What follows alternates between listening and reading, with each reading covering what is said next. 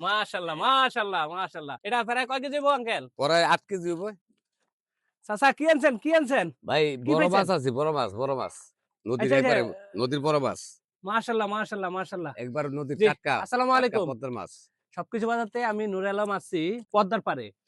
আমাদের জেলে ভাইয়েরা যে মাছগুলো রাত্রে কষ্ট করে ধরে, তো ওনারা আমাদের এক জেলে ভাইয়ের সাথে আমরা এখন কথা বলবো।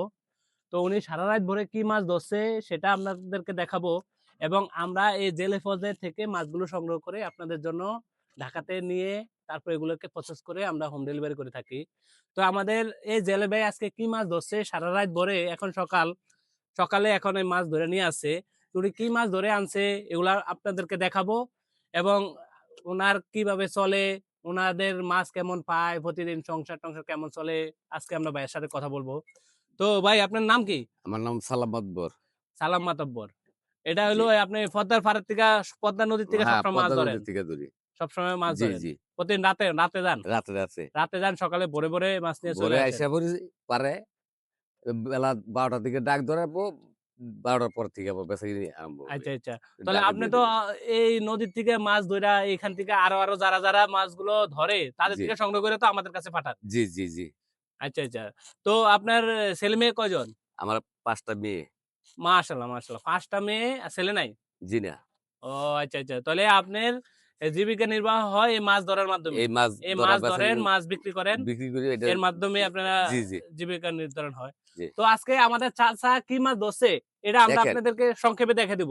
উনি কিন্তু ছোট মাছ ধরেন না। এ উনি বড় সব মাছ বড় ধরেন মাছ। বেশিরভাগই, বড় মাছ। যেমন নদীর বোয়াল, আইড়, তারপরে রুই, কাতল, কাতল এই মাছগুলো। পাঙ্গাস তো এগুলি, নদীর এগুলি। ফাঙ্গাসও ধরেন। এই তো দেখেন, আজকে দেখেন কত বড় মাশাআল্লাহ অনেক এই বড় দেখেন। সাইজের একটি মাছ পেয়েছেন। দেখেন।